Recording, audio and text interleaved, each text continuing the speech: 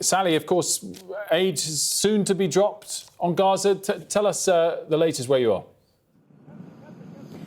Yeah, so the situation is now so desperate in Gaza, and there's been such international pressure on Israel to ease the humanitarian restrictions there that these foreign aid drops began yesterday. Israel as well carrying out its own aid drops the night before.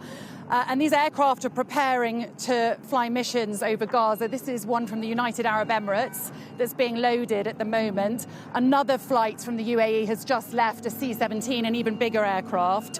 And one from the Jordanian military is also leaving today. Now, they're being loaded at the moment. They're flying one mission each, and each aircraft will be carrying, as I understand it, 8 pallets of aid, weighing around 8 tons. Now, of course, this is very little compared with what could get in by road. In 5 lorries, NGOs say you can carry around 100 tons of aid. So 8 tons in just one aircraft really is very little by comparison.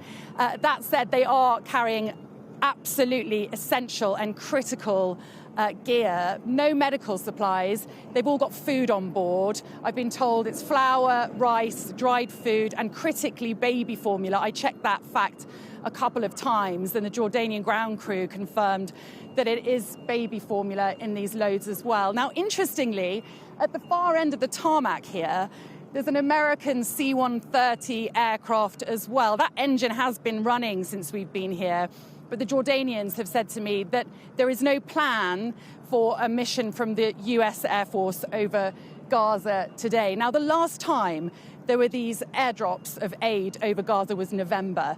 And the situation in Gaza has got so much worse since then. There was that ceasefire at the beginning of the year that then broke, and then an 11-week blockade on aid, which was lifted towards the end of May, and a very limited amount of aid that was allowed in after that. And then, of course, the chaotic and deadly rollout of the Gaza Humanitarian Foundation that's been very widely criticised.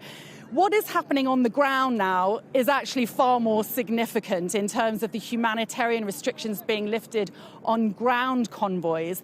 That has largely been welcomed by aid agencies, but we're still to really see the effects of that. A lot more aid needs to get to a lot more people in very desperate situations. And certainly we've been hearing from Palestinian sources on the ground that the airdrops so far have been falling into some of the wrong hands. They've been looted by gangs and have ended up on the black market. Certainly, aid drops like this are a dramatic measure, but it's seen as a desperate last resort. It's so great, Sally, to get this sort of behind-the-scenes look at this sort of thing developing. I was talking to Johnny Reynolds earlier to say, will the UK be directly involved in these airdrops? Will the RAF be involved in these airdrops? And he said he wasn't sure of the operational details himself. I mean, where you are there British assets in that airbase that you're at? Is it likely to develop in that way, or is this something where we're going to support others doing aid drops but not be directly involved ourselves?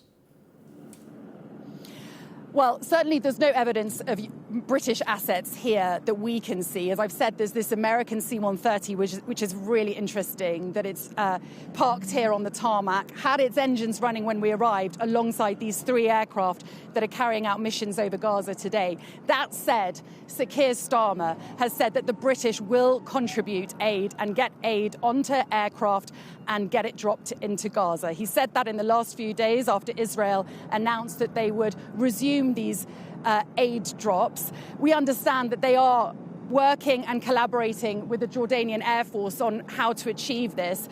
And Sir Keir Starmer also said that he was looking into trying to evacuate critically ill and injured children from Gaza. Still no word on that, but certainly help can't come soon enough.